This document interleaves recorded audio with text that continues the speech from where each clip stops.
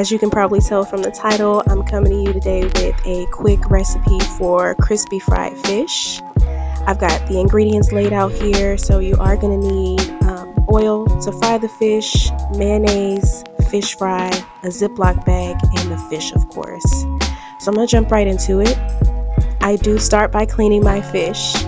I know a lot of people may have an opinion about that, but I do find that it makes the fish taste a lot fresher when I go to cook it. So you are going to see me cleaning the fish here with just a little bit of lime juice and some purified water. I make it a super quick wash. I don't do anything special.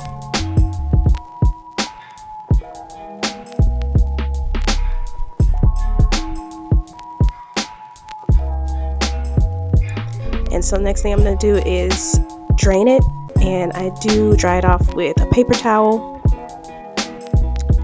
And then the next step is going right into coating the fish.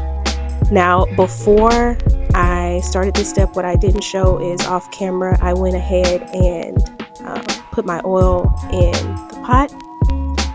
You're going to warm it on medium heat while you're doing this, so that once you get done coating it, the oil is hot enough for you to go ahead and throw the fish in. Now, for my fish fry, I do put a half a cup of flour into the fish fry. I mix that in because I find that it makes the fish a little bit crispier when I do mix some flour into the fish fry. So you can see me shake that around a bit. Now, with this next step, you can use mayonnaise. All I had on hand was sandwich bread, the off-brand version of sandwich bread, pretty much Miracle Whip.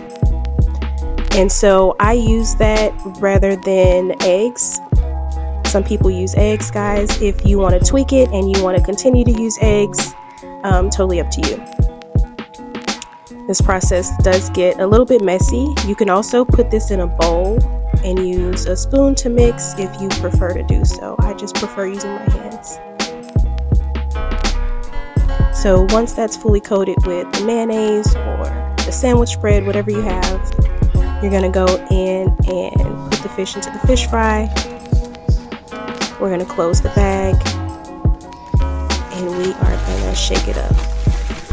Now this step, guys, you want to make sure that you shake the bag really well so that each piece is fully coated with the cornmeal and flour mixture. You want to make sure that there are no parts that are not coated. This is how you're going to get your really, really crispy fish.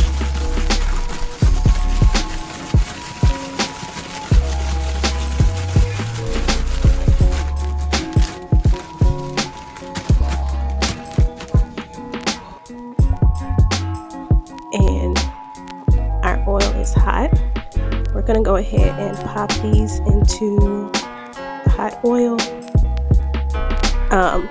I don't want you guys to underestimate the shaking step, because shaking off the excess will definitely also help with making sure that the fish is very crispy. So it's going to get that excess coating off, so it's not as heavy. So make sure you do a good shake before putting into the hot oil. So here you're going to see I'm just going to put about 4 pieces. We don't want to overcrowd the pan. If there is too much fish, then it is not going to cook properly and you are not going to have that crispy coating that you're going to look for.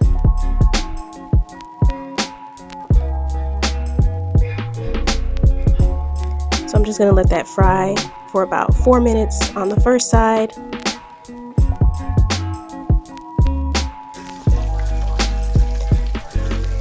And as you can see, we are already golden. I just have to zoom in so you guys can kind of see that crispy texture on the fish. So when I flipped it over, I did cook it on the other side for about 2 minutes. I didn't show the flip, but I did flip it over, cook it on the other side for about 2 minutes. And here you will see that fish comes out nice and golden and crispy.